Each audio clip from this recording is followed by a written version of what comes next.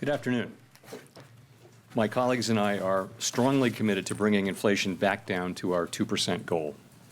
We have both the tools we need and the resolve that it will take to restore price stability on behalf of American families and businesses. Price stability is the responsibility of the Federal Reserve and serves as the bedrock of our economy. Without price stability, the economy does not work for anyone. In particular, without price stability, we will not achieve a sustained period of strong labor market conditions that benefit all. Today, the FOMC raised its policy interest rate by 0.75 percentage point, and we anticipate that ongoing increases will be appropriate. We are moving our policy stance purposefully to a level that will be sufficiently restrictive to return inflation to 2%. In addition, we are continuing the process of significantly reducing the size of our balance sheet. I will have more to say about today's monetary policy actions after briefly reviewing economic developments.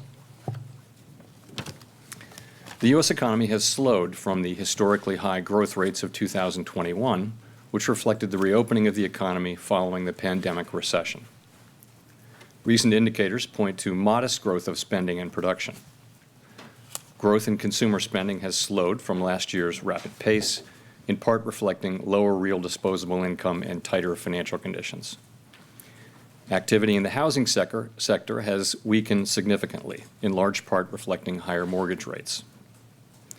Higher interest rates and slower output growth also appear to be weighing on business fixed investment, while weaker economic growth abroad is restraining exports. As shown in our summary of economic projections, since June, FOMC participants have marked down their projections for economic activity, with the median projection for real GDP growth standing at just 0.2% this year and 1.2% next year, well below the median estimate of the longer-run normal growth rate. Despite the slowdown in growth, the labor market has remained extremely tight, with the unemployment rate near a 50-year low, job vacancies near historical highs, and wage growth elevated. Job gains have been robust, with employment rising by an average of 378,000 jobs per month over the last 3 months. The labor market continues to be out of balance, with demand for workers substantially exceeding the supply of available workers. The labor force participation rate showed a welcome uptick in August, but has little changed since the beginning of the year. FOMC participants expect supply and demand conditions in the labor market to come into better balance over time, easing the upward pressure on wages and prices. The median projection in the SEP for the unemployment rate rises to 4.4% at the end of next year, a half percentage point higher than in the June projections. Over the next 3 years, the median unemployment rate runs above the median estimate of its longer-run normal level. Inflation remains well above our 2% longer-run goal. Over the 12 months ending in July, total PCE prices rose 6.3%. Excluding the volatile food and energy categories, core PCE prices rose 4.6%. In August, the 12-month change in the Consumer Price Index was 8.3%, and the change in the core CPI was 6.3%. Price pressures remain evident across a broad range of goods and services. Although gasoline prices have turned down in recent months, they remain well above year-earlier levels, in part reflecting Russia's war against Ukraine, which has boosted prices for energy and food and has created additional upward pressure on inflation. The median projection in the SEP for total PCE inflation is 5.4% this year and falls to 2.8% next year, 2.3% in 2024, and 2% in 2025. Participants continue to see risks to inflation as weighted to the upside. Despite elevated inflation, longer-term deflation expectations appear to remain well anchored, as reflected in a broad range of surveys of households, businesses, and forecasters, as well as measures from financial markets. But that is not grounds for complacency. The longer the current bout of high inflation continues, the greater the chance that expectations of higher inflation will become entrenched. The Fed's monetary policy actions are guided by our mandate to promote maximum employment and stable prices for the American people. My colleagues and I are acutely aware that high inflation imposes significant hardship as it erodes purchasing power, especially for those least able to meet the higher costs of essentials like food, housing, and transportation. We are highly attentive to the risks that high inflation poses to both sides of our mandate, and we are strongly committed to returning inflation to our 2% objective. At today's meeting, the committee raised the target range for the federal funds rate by 0.75 of a percentage point, bringing the target range to 3 to 3.25%. And we are continuing the process of significantly reducing the size of our balance sheet, which plays an important role in firming the stance of monetary policy. Over coming months, we will be looking for compelling evidence that inflation is moving down, consistent with inflation returning to 2%. We anticipate that ongoing increases in the target range for the federal funds rate will be appropriate. The pace of those increases will continue to depend on the incoming data and the evolving outlook for the economy. With today's action, we have raised interest rates by 3 percentage points this year. At some point, as the stance of monetary policy tightens further, it will become appropriate to slow the pace of increases while we assess how our cumulative policy adjustments are affecting the economy and inflation. We will continue to make our decisions meeting by meeting and communicate our thinking as clearly as possible. Restoring price stability will likely require maintaining a restrictive policy stance for some time. The historical record cautions strongly against prematurely loosening policy. As shown in the SEP, the median projection for the appropriate level of the federal funds rate is 4.4% at the end of this year, 1 percentage point higher than projected in June. The median projection rises to 4.6% at the end of next year and declines to 2.9% by the end of 2025, still above the median estimate of its longer-run value. Of course, these projections do not represent a committee decision or plan, and no one knows with any certainty where the economy will be a year or more from now. We are taking forceful and rapid steps to moderate demand so that it comes into better alignment with supply. Our overarching focus is using our tools to bring inflation back down to our 2% goal and to keep longer-term inflation expectations well anchored. Reducing inflation is likely to require a sustained period of below-trend growth, and there will very likely be some softening of labor market conditions.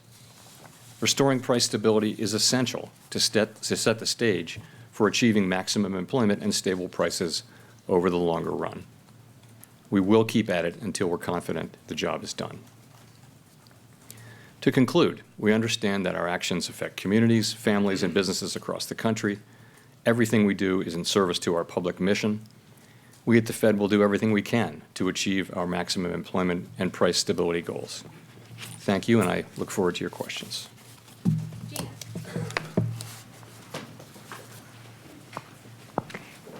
Hi, Chair Powell. Thank you for taking our questions. Gina Smilik from the New York Times. I wonder if you could give us a little detail around how you'll know when to slow down these rate increases and how you'll eventually know when to stop. So I will answer your question directly, but I want to start here today by saying that my main message has not changed at all since Jackson Hole. The FOMC is strongly resolved to bring inflation down to 2%, and we will keep at it until the job is done. So the way we're thinking about this is the overarching focus of the committee is getting inflation back down to 2%. To accomplish that, we think we'll need to do two things in particular to achieve a period of growth below trend and also some softening in labor market conditions to foster a better balance between demand and supply in the labor market. So on the first, committee's forecasts and those of most outside forecasters do show growth running below its longer run potential this year and next year. On the second, though, so far there's only modest evidence that the labor market is cooling off. Job openings are down a bit. As you know, quits are off their all-time highs. There's some signs that some wage measures may be flattening out but not moving up. Payroll gains have moderated, but not much. And in light of the high inflation we're seeing, we think we'll need to, and in light of what I just said, we think that we'll need to bring our funds rate to a restrictive level and to keep it there for some time. So what will we be looking at, I guess, is your question. So We'll be looking at a few things. First, we'll want to see growth continuing to run below trend. We'll want to see movements in the labor market showing a return to a better balance between supply and demand. And ultimately, we'll want to see clear evidence that inflation is moving back down to 2%. So that's what we'll be looking for. In terms of reducing rates, I think we'd want to be very confident that inflation is moving back down to 2% before we would consider that. Steve. Thank you, Mr. Chairman. Steve Leisman, CNBC. Can you talk about how you factor in the variable lags on inflation and the extent to which the outlook for rates should be seen as linear in the sense that you keep raising rates, or can you envision a time when there's a pause to kind of look at what has been wrought in the economy from the rate increases? Thank you. Sure. So, of course, monetary policy does famously work with long and variable lags. The way I think of it is our policy decisions affect financial conditions immediately. In fact, financial conditions have usually been affected well before we actually announce our decisions. Then changes in financial conditions begin to affect economic activity fairly quickly, within a few months. But it's likely to take some time to see the full effects of changing financial conditions on inflation. So we are very much mindful for that. And that's why I noted in my opening remarks that at some point, as the stance of policy tightens further, it will become appropriate to slow the pace of rate hikes while we assess how our cumulative policy adjustments are affecting the economy and inflation. So that's how we think about that. Your second question, sorry, was? Is there a point in time you can see pausing? Is it linear that you keep raising rates, or is there? Oh, I'm sorry. I should know better than to not talk with my microphone. I should know better than to answer your second question. Oh, there you go. Is it linear? Do you keep raising rates, or is there a pause that you could envision where you kind of figure out what has happened to the economy and give time to catch up in the real economy, the rate increase time to catch up in the real economy? Thank you. So I think it's very hard to say with precise certainty the way this is going to unfold. As I mentioned, what we think we need to do and should do is to move our policy rate to a restrictive level that's restrictive enough to bring inflation down to 2%, where we have confidence of that. And what you see in the SEP numbers is people's views as of today, as of this meeting, as to the kind of levels that will be appropriate. Now, those will evolve over time, and I think we'll just have to see how that goes. There is a possibility, certainly, that we would go to a certain level that we're confident in and stay there for a time.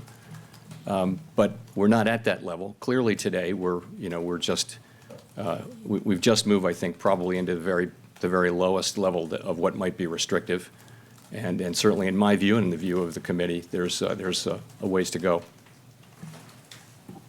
Rachel.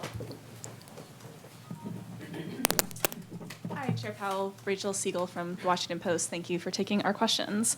The projections show the unemployment rate rising to 4.4% next year. And historically, that kind of rise in the unemployment rate would typically bring a recession with it. Should we interpret that to mean no soft landing? And is that kind of rise necessary to get inflation down?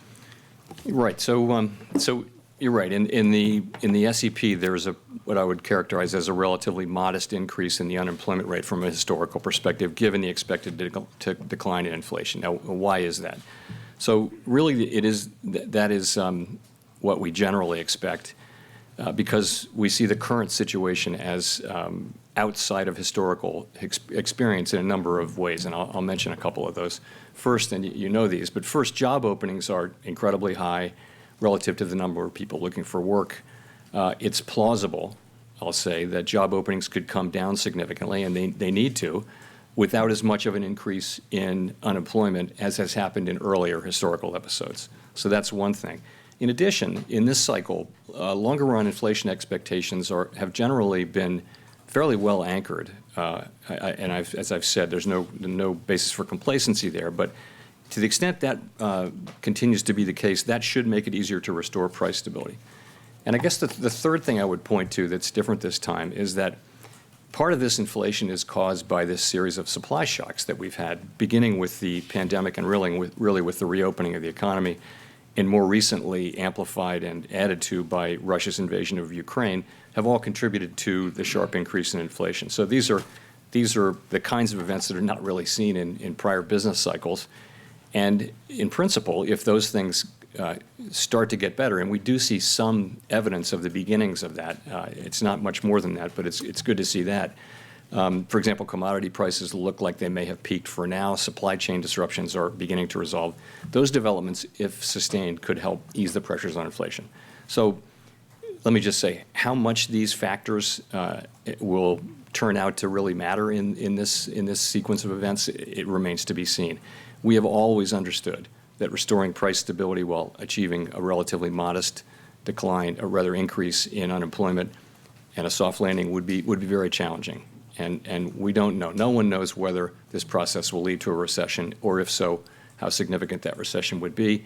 That's going to depend on how quickly wage and price inflation pressures come down, whether expectations remain anchored, and whether, also, do we get more labor supply, which would help as well.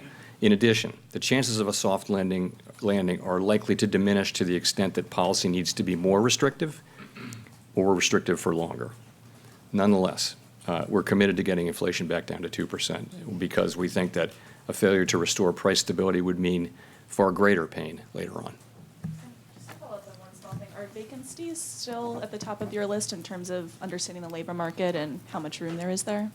Yes, vacancies are still almost 2-to-1 ratio to unemployed people. That and quits are really very good ways to look at how tight the labor market is and how different it is from other cycles, where generally the unemployment rate itself is the single best indicator. We think those things have for quite a time now really added value in terms of understanding where the labor market is. Nick.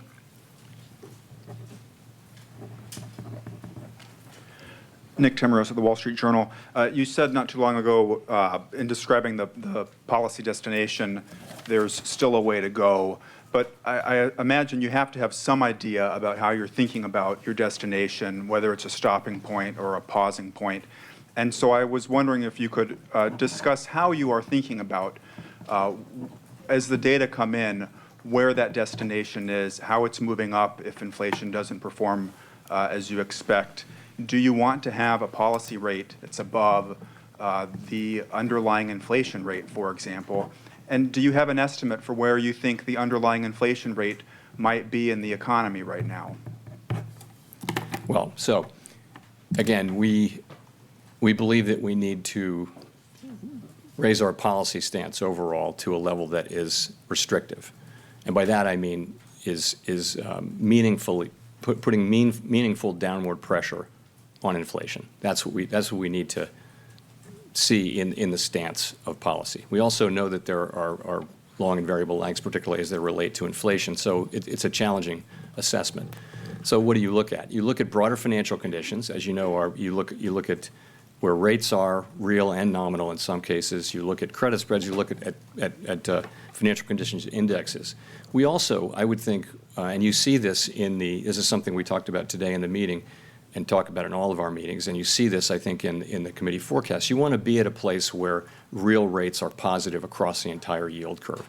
And I think that would be the case if you look at the numbers that we're writing down and think about, you measure those against some sort of forward-looking assessment of inflation expectations. I think you would see, at that time, you'd see positive real rates across the yield curve, and that is also an important consideration.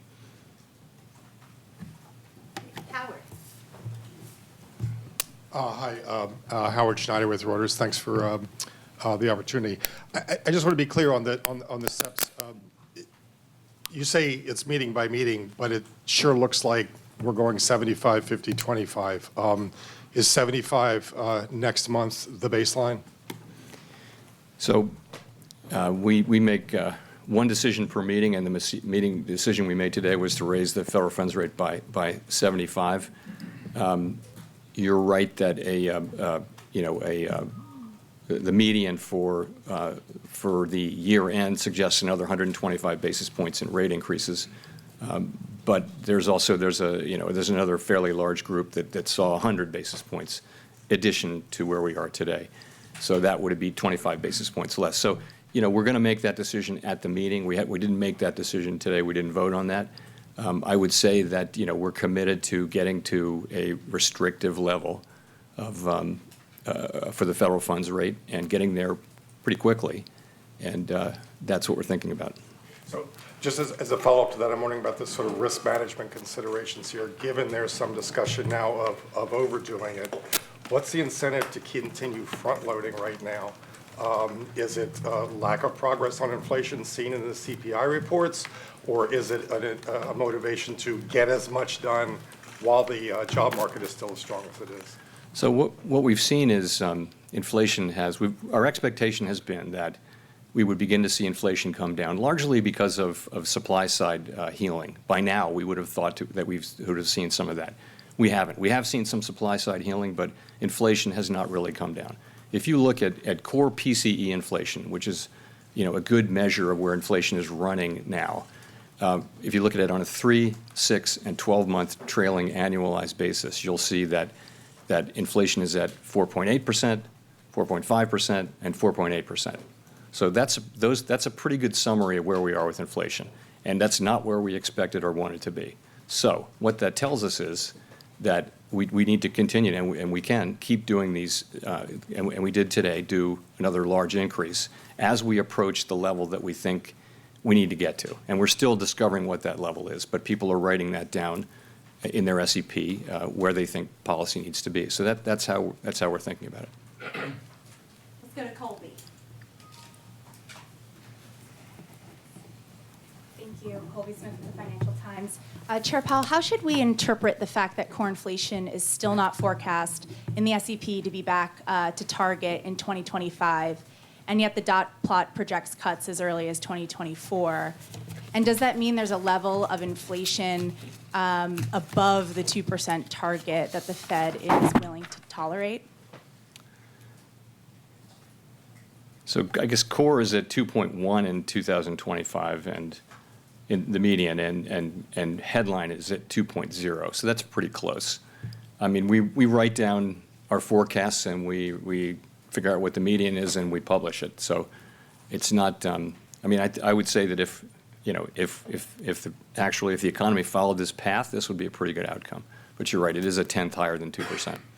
Okay, just as a quick follow-up, if the concern is that underlying inflation is becoming more entrenched perhaps each month, then why forego the more aggressive 100 basis point increase today? And does that risk having to do more later on? Yeah, so we, as we said, at the last press conference and in between that one and this one, we said that we would make our decision based on the overall data coming in. So if you remember, we got a surprisingly low reading in July, and then a surprisingly high reading for August. So I think you never want to overreact too much to any one data point. So if you look at them together, and as I just mentioned, if you really look at this year's inflation, 3, 6, and 12-month trailing, you see inflation is running too high. It's running 4.5% or above. You don't need to know much more than that. If that's the one thing you know that this committee is committed to getting to a meaningfully restrictive stance of policy and staying there until we feel confident that inflation is coming down. So that's how we think about it. Victoria. Hi, Victoria Guida with Politico. I wanted to ask about the balance sheet. You all have left open the possibility that you might sell mortgage-backed securities, but we've seen significant slowing in the housing market. Mortgage rates have gone up significantly, and I'm just wondering whether conditions there might affect your plans for how quickly you have the runoff on the MBS side. So what we said, as you know, was that we would consider that once balance sheet runoff is well underway. I would say it's not something we're considering right now, and not something I expect to be considering in the near term. It's just it's something I think we will turn to, but the time for turning to it has not come and is not close. Well, and will conditions in the housing market affect that decision? I think a number of things might affect that decision. But the main thing is we're not considering that decision, and I don't expect that we will anytime soon. Thank you. Neil? Thanks. Neil Irwin with Axios. A number of commentators have come to the view, and including over at the World Bank, that simultaneous global tightening around the world creates a risk of a global recession that's worse than is necessary to bring inflation down. How do you see that risk? How do you think of coordination with your fellow central bankers? And is there much risk of overdoing it on a global level? So we actually, my colleagues and I, a number of my FOMC colleagues and I just got back from one of our frequent trips to Basel, Switzerland, to meet with other senior central bank officials from around the world. We are in pretty regular contact, and we exchange. Of course, we all serve a domestic mandate, domestic objectives, in our case, the dual mandate, maximum employment and price stability. But we regularly discuss what we're seeing in terms of our own economy and international spillovers. And it's a very ongoing, constant kind of a process. So we are very aware of what's going on in other economies around the world and what that means for us and vice versa. The forecast that we put together, that our staff puts together and that we put together on our own, always take all of that, try to take all of that into account. I mean, I can't say that we do it perfectly, but it's not as if we don't think about, the policy decisions, monetary policy and otherwise, the economic developments that are taking place in major economies that can have an effect on the U.S. economy. That is very much baked into our own forecast and our own understanding of the U.S. economy as best we can. It won't be perfect. So, I don't see it's hard to talk about collaboration in a world where people have very different levels of interest rates. If you remember, there were coordinated cuts and raises and things like that at various times. But really, we're in very different situations. But I will tell you that our contact is more or less ongoing. And it's not coordination, but there's a lot of information sharing, and we all, I think, are informed by what other important economies that are important to the United States are doing. Craig? Craig Torres from Bloomberg. Chair Powell, you talked about some ways the higher interest rates are affecting the economy, but we've also seen a resilient labor market with durable consumption, strong corporate profits. And I'm wondering what your story is on the resilience of the economy. After all, you and your colleagues said, well, we started tightening in March when we were talking about interest rates in the future. And indeed, Treasury rates moved up. So we should have had a lot of tightening taking effect. Why is the economy, in your view, so resilient? And does it mean that we might need a possibly higher terminal rate? You're right, of course. The labor market in particular has been very strong. But there are the sectors of the economy that are most interest rate sensitive are certainly showing the effects of our tightening. And of course, the obvious example is housing, where you see declining activity and of all different kinds, and housing price increases moving down. So we're having an effect on interest sensitive spending. I think through exchange rates, we're having an effect on exports and imports. I think so. All of that's happening, but you're right. And we've said this. This is a strong, robust economy. People have savings on their balance sheet from the period when they couldn't spend and where they were getting government transfers. There's still very significant savings out there, although not as much at the lower end of the income spectrum, but still some savings out there to support growth. The states are very flush with cash, so there's good reason to think that this will continue to be a reasonably strong economy. Now, the data sort of are showing that growth is going to be below trend this year. We think of trend as being about 1.8% or in that range. We're forecasting growth well below that, and most forecasters are. But you're right. There's certainly a possibility that growth can be stronger than that, and that's a good thing because that means the economy will be more resistant to a significant downturn. But of course we are focused on the thing I started with, which is getting inflation back down to 2%. We can't fail to do that. if we, I mean, that's, if we were to fail to do that, that would be the thing that would be most painful for the people that we serve. So for now, that has to be our overarching focus. And you see that, I think, in the SEP, in the levels of rates that we'll be moving to reasonably quickly, assuming things turn out roughly in line with the SEP. So that's how we think about it. Mike, Nikki. Thank you, Mr. Chairman. In a world of euphemisms that we live in here with below-trend growth and a modest increase in unemployment, I'm wondering if I could ask you a couple of direct questions for the American people. Do the odds now favor, given where you are and where you're going with interest rates, favor a recession?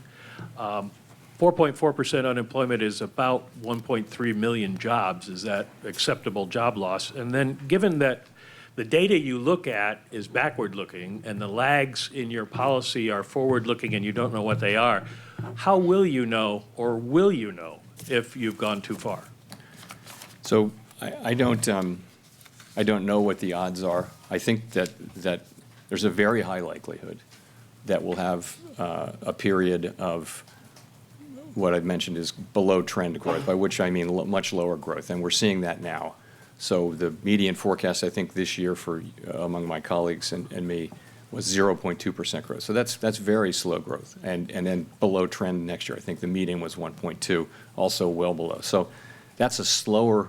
It's a very slow level of growth, and it could give rise to increases in unemployment. But I think that is something that we think we need to have, and we think we need to have softer labor market conditions as well. We're never going to say that there are too many people working, but the real point is this. Inflation, what we hear from people when we meet with them is that they really are suffering from inflation. And if we want to set ourselves up, really light the way to another period of a very strong labor market, we have got to get inflation behind us. I wish there were a painless way to do that. There isn't. So what we need to do is get rates up to the point where we're putting meaningful downward pressure on inflation, and that's what we're doing. And we certainly don't hope. We certainly haven't given up the idea that we can have a relatively modest increase in unemployment. Nonetheless, we need to complete this task. But how will you know, or will you know, if you've gone too far?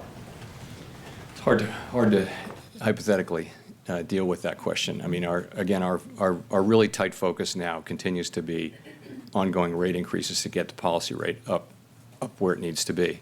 And as I said, you can look at this SEP as today's estimate of where we think those rates would be. Of course, they will evolve over time. Chris Rugaber. Thanks. Chris Rugaber, Associated Press. I wanted to follow up with what you just mentioned about the labor market. You've said several times that to have the labor market we want, we need price stability, and you've suggested maybe there isn't a trade-off in the long run.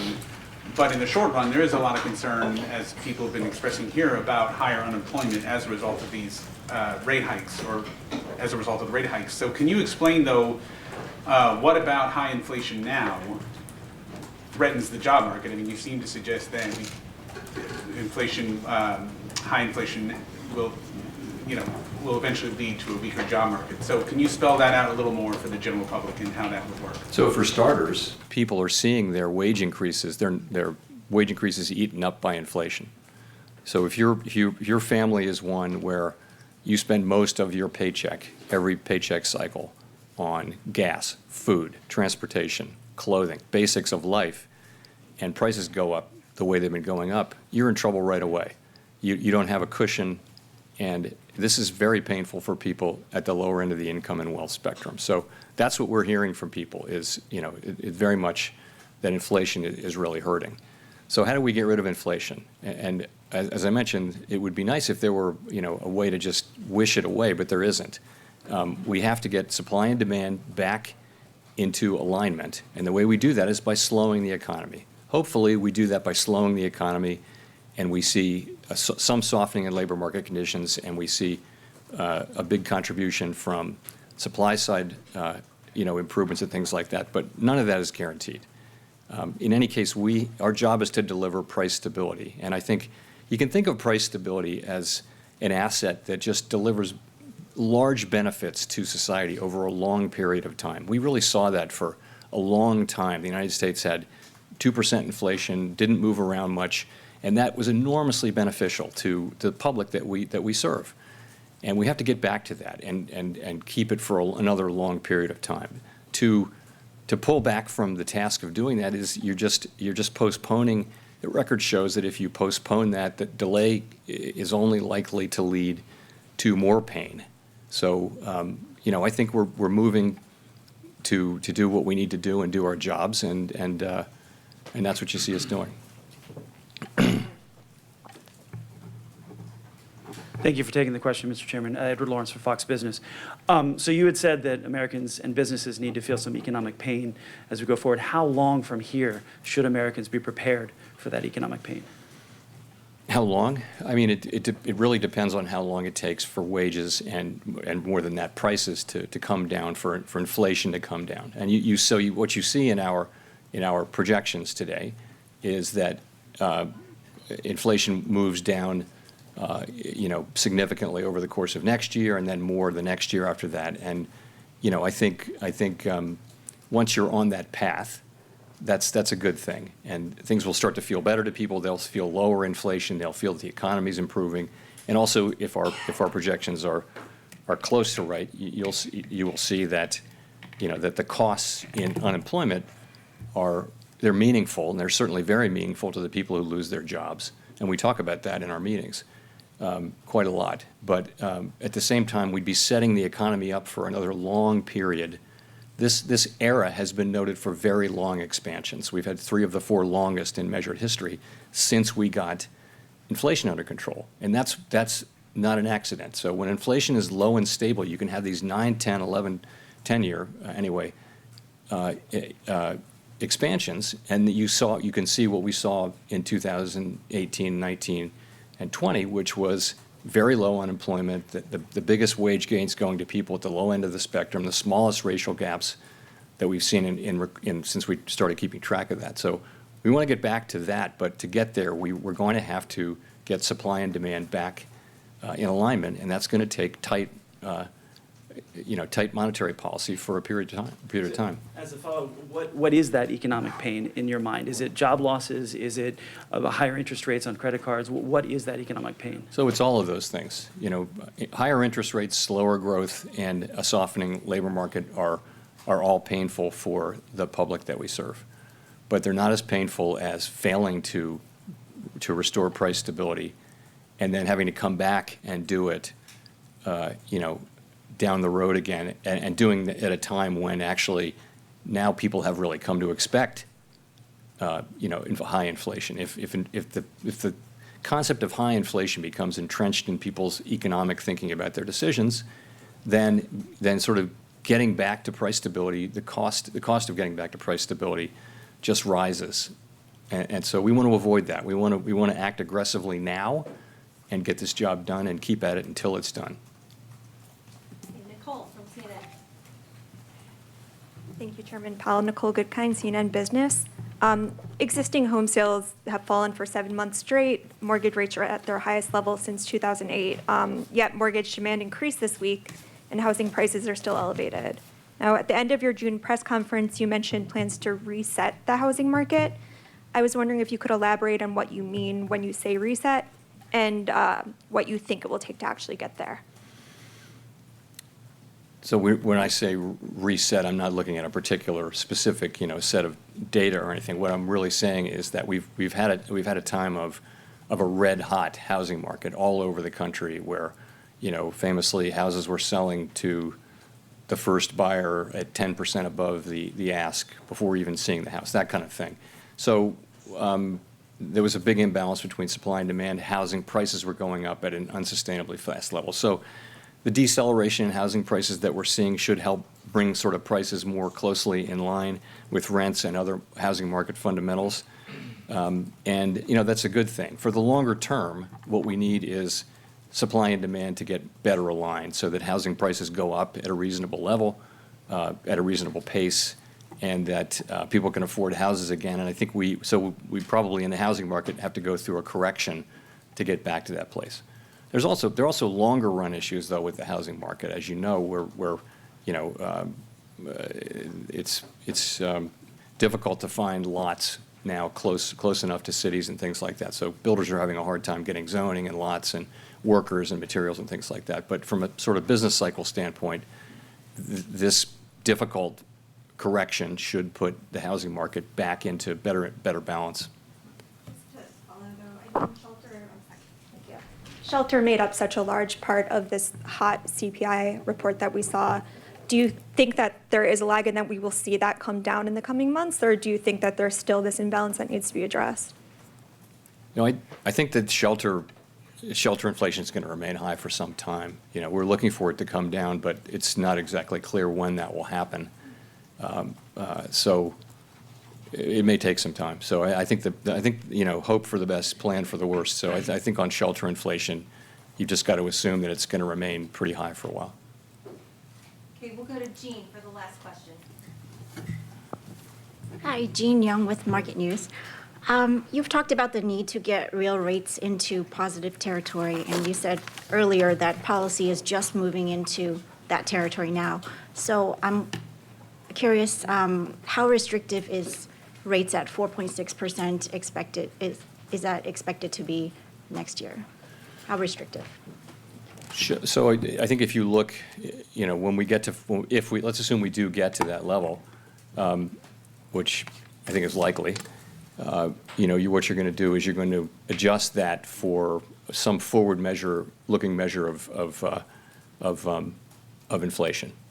And, you know, that could be, you pick your measure. It could be, you know, there are all kinds of different things you can pick and you get. But what you'll get is a positive number. In all cases, you will get forward inflation expectations in the short term, I think, that are going to be, assuming that we're doing our jobs appropriately, that will be significant. So you'll have a positive federal funds rate at that point, which could be 1% or so. But I mean, I don't know exactly what it would be, but it would be significantly positive when we get to that level. And let me say, you know, we've written down what we think is a plausible path for the federal funds rate. The path that we actually execute will be enough. It will be enough to restore price stability. So this is something that, as you can see, they've moved up, and we're going to continue to watch incoming data and the evolving outlook and ask ourselves whether our policy is in the right place as we go. Thank you very much.